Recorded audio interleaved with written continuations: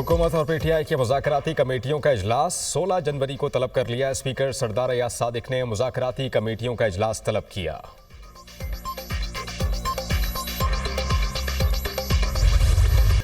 £190 million reference का फैसला तीसरी बार मौखर। £190 मिलियन रेफरेंस का फैसला अब 17 जनवरी को सुनाया जाएगा। समाअत के दौरान मुल्ज़िमान की वकला के ताख़ीर से पहुंचने पर अदालत का इजहार बरहमी। बानी पीटीआई और बुशरा बीबी भी अदालत में पेश न हुई। एहतसाब अदालत ने अडियाला जेल में आज फैसला सुनाना था।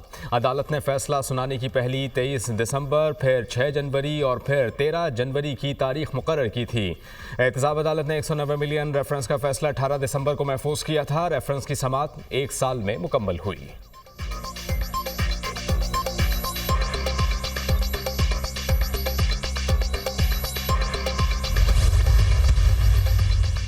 बानी पीटीआई को 2 मरतबा पैगाम भिजवाया लेकिन वो पेश नहीं हुए। बुशरा बेबी को फैसला सुनाए जाने का इल्म था लेकिन वो पेश नहीं हुई। सुबह 8:30 बजे से अदालत में मौजूद हूँ। मुल्जिमान उनके वकला पेश नहीं हुए। फैसला बिल्कुल तैयार और दस्तखत शुदा मेरे पास है। 6 जनवरी को ट्रेनिंग पर था, इसीलिए फैसला नहीं सुना सका। मुल्जिमान को समाअत के दौरान मुतादिद मौके फराहम किए गए। दीगर मुकदमात की भी समाअत करनी है, ज्यादा इंतजार नहीं कर सकता। जज एहतसाब अदालत नासिर जावेद राना का प्रोसिक्यूटर से मुकालमा।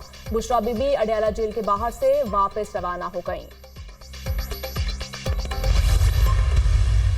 फॉरेन फंडिंग के केस के अंदर तकरीबन जो गैर हाजिरी और ताखीर मिलेगी वो आपको 6 साल के ऊपर मुहीत मिलेगी। 190 मिलियन पाउंड का जो स्कैंडल है ये पाकिस्तान की तारीख का सबसे बड़ा मेगा करप्शन केस है। क्या जरूरत थी, हमारे चंद सवालात हैं, क्या जरूरत थी काबीना के अंदर बंद लिफाफा ले जाने की?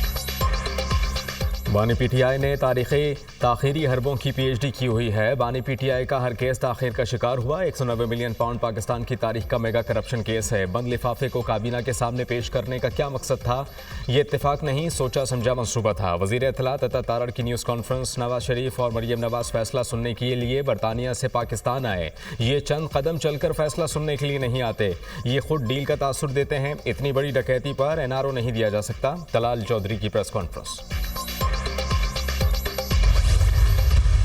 जहाँ तक अलकादर केस का ताल्लुक है तो ये पॉलिटिकली मोटिवेटेड और एक अनफेयर प्रोसेस शुरू हुआ है जिसका मकसद फ़कत खान साहब को जेर करना था, उनको कंप्रोमाइज करना था। हमें टाइम दिया गया था, 11 बजे दिया गया था और हम उसी वक्त आए थे और सारे लोग मौजूद थे।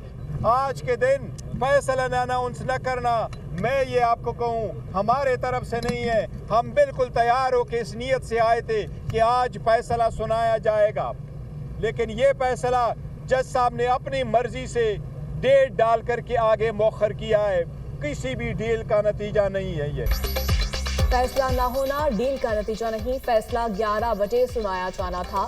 जज साहब जल्दी क्यों चले गए? हम ज़हनी तौर पर तैयार थे, आज फैसला सुनाया जाएगा।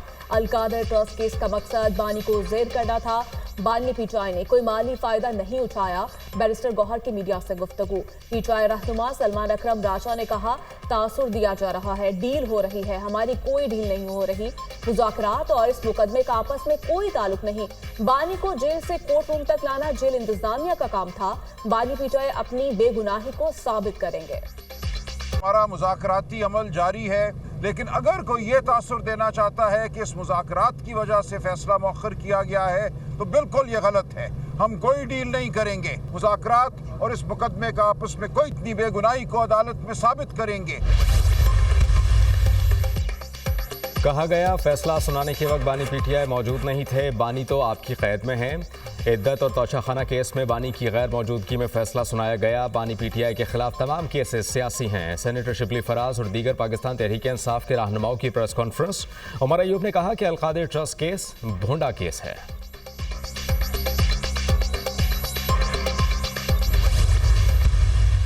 ये हुकूमत बहुत ज़्यादा प्रेशर में है क्योंकि सारी दुनिया देख रही है, सारा पाकिस्तान देख रहा है कि अलकादर में किस किस्म की सज़ा लिखी जाएगी।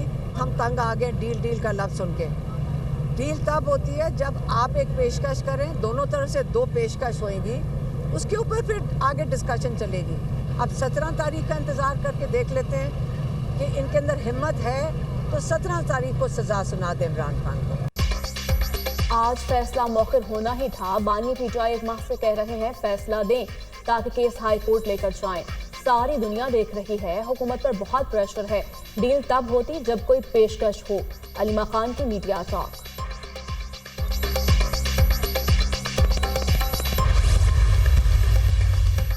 फैसले का आग अलापने वालों का पूरा टब्बर अदालत से गायब है। जज 2 घंटे इंतजार करते रहे लेकिन मौसूफ अपने सेल से कमरा अदालत तक ना पहुंच सके। चोरों का टब्बर एहतसाब से ज्यादा देर नहीं भाग सकता। सर्टिफाइड झूठा, करप्ट और बददियानत शख्स कौम का खैरखा नहीं हो सकता। चोर की दाढ़ी में तिनका है, इसलिए चोर अदालत के आगे आगे भाग रहा है। शौकत खानम और कादिर ट्रस्ट की आड़ में माली फवाइद के कारोबार चल रहे हैं। वज़ीर इत्तलात पंजाब अज़मा बुखारी का बयान।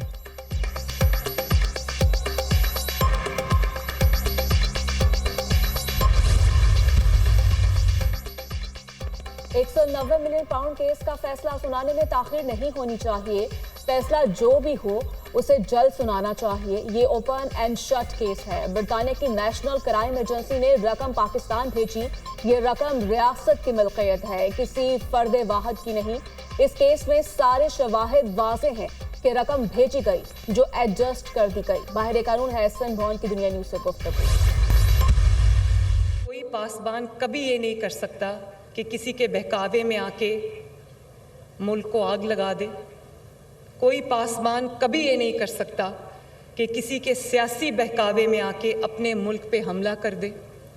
कोई पासबान ये कभी नहीं कर सकता कि एक सूबे से दूसरे सूबे पे, अपने ही मुल्क के दूसरे सूबे पे हमला कर दे। वो लोग जो हमारी हिफाजत के लिए दिन रात एक करते हैं, उनके जो इंस्टॉलेशंस हैं उनको जला दे, उनको पॉइंट ब्लैंक रेंज से गोलियां मार के शहीद कर दे। आग लगाने वाला पासबान नहीं हो सकता। कोई पासबान किसी के बहकावे में आकर किसी रियासती इदारे पर हमला नहीं कर सकता। वर्दी वाले हमारी हिफाजत के लिए जानों का नजराना पेश करते हैं। सिक्योरिटी फोर्सेस के जवानों को पॉइंट ब्लैंक से गोलियां मारी गईं। नौजवानों की रेड लाइन पाकिस्तान होनी चाहिए। मरियम नवाज का बहावलपुर में तकरीब से खिताब। 5 साल पूरे करेंगे, पंजाब और पाकिस्तान की किस्मत बदल देंगे। मुल्क की तरक्की के हर मंसूबे पर नवाज शरीफ की मोहर है। जब पाकिस्तान में मईशत की तरक्की का जिक्र होता है तो नवाज शरीफ का नाम आता है। हम जो भी स्कीम लॉन्च करते हैं लाखों दरखास्तें मौसूल होती हैं। लोगों को मालूम है ये स्कीम पूरी होगी। पंजाब में 22 लाख खानदानों के पास हमारे घर नहीं। 5 साल में 5 लाख लोगों को अपना घर मिलेगा। मरीम नवाज का लाहौर में मस्कन रावी हाउसिंग स्कीम की तकरीब से खिताब।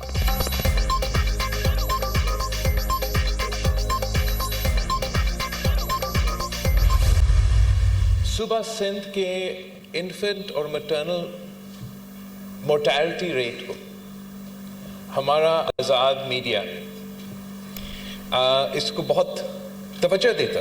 15 साल पहले सुबह सिंध ने बहुत से इंटरवेंशंस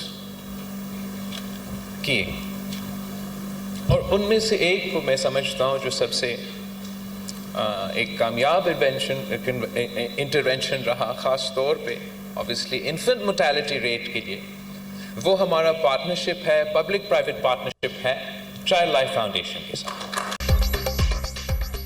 सिंध हुकूमत को बच्चों की शरह अमवात से मुताल्लिक निशाना बनाया जाता है। थर में बच्चों की शरह अमवात की खबरों को ज़्यादा उछाला जाता है। सिंध में बच्चों की शरह अमवात 1.2% है जबकि दीगर सूबों में 1.4% है। यूनिवर्सिटी ऑफ कैलिफोर्निया ने अपने रिपोर्ट में शरह अमवात में कमी को तस्लीम किया है। हम लोगों की जानें बचा रहे हैं, इससे बेहतर और क्या हो सकता है। जो सफ़र सिंध ने शुरू किया है वो दूसरे सूबों के लिए एक मिसाल है। फ़ख्र से कहता हूँ पब्लिक प्राइवेट पार्टनरशिप से सिंध विफाक को पीछे छोड़ रहा है।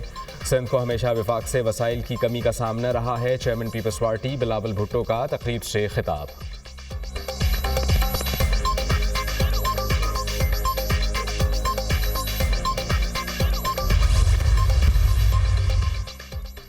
सियासत में फितना, फसाद, नफरत और लड़ाइयाँ चल रही हैं। जब तक मुसलमानों की क़यादत उलमा के हाथ में थी उम्मत जुड़ी हुई थी। अब जिन लोगों के हाथ में सियासत आई तो खून-रेज़ी शुरू हो गई। सियासी महाज पर हमने लोगों को समझाना है, हम कौम को जोड़ने और इंसानियत की बात करते हैं। हमारा एक पार्लिमानी किरदार है, आइन और पार्लिमान हमारा है। 26वीं तरमीम में मुसव्विदा दिखाया तो वो काला नाग था। मुसव्विदे में सबसे पहला हमला आर्टिकल 8 पर हुआ। हमने दलील की जंग लड़ी और 34 शिकों से हुकूमत को दस्तबरदार कहलाया। JUI सरबराह मौलाना फजलुर रहमान का उलमा कन्वेंशन से खिताब।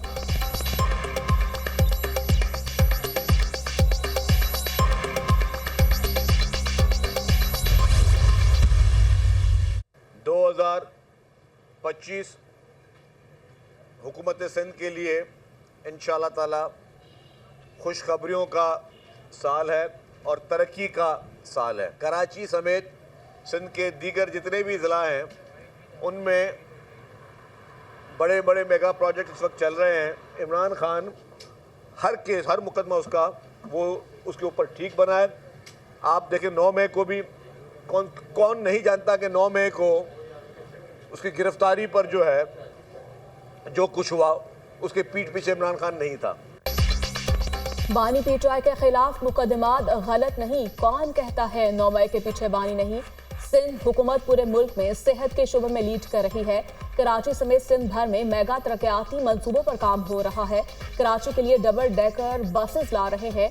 साल 2025 सिंध के अवाम के लिए खुशखबरियों का साल है। तर्जुमान ज्यादा होंगे तो वो हुकूमत की सही तर्जुमानी कर सकेंगे। वज़ीर इत्तला सिंध शर्जील मेमन की मीडिया टॉक। पार्टी पॉलिसी के खिलाफ बयानबाजी। PTI ने शेर अफजल मरवत को एक बार फिर शोकॉज नोटिस जारी कर दिया। पार्टी पॉलिसी के खिलाफ बयानबाजी पर जवाब तलब। पार्टी के नुमाइंदगी से रोक दिया गया। शेर अफजल मरवत ने मीडिया से दूरी इख्तियार कर ली। दोस्तों के मशवरे से 1-2 हफ्ते के लिए मीडिया से दूर रहने का फैसला किया है। शेर अफजल मरवत का एक्स पर पैगाम।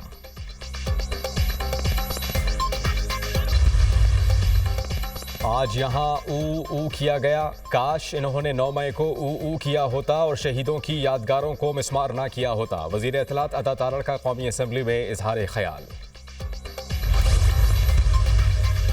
और हम मुज़ाकरात में संजीदा हैं, ख्वाजा आसिफ और दीगर लोग मिलकर प्रोपेगेंडा कर रहे हैं। हुकूमती वज़रा को किसने बताया क्या फैसला आने वाला है। ओपोजिशन रहनुमाओं की असम्बली के बाहर मीडिया टॉक।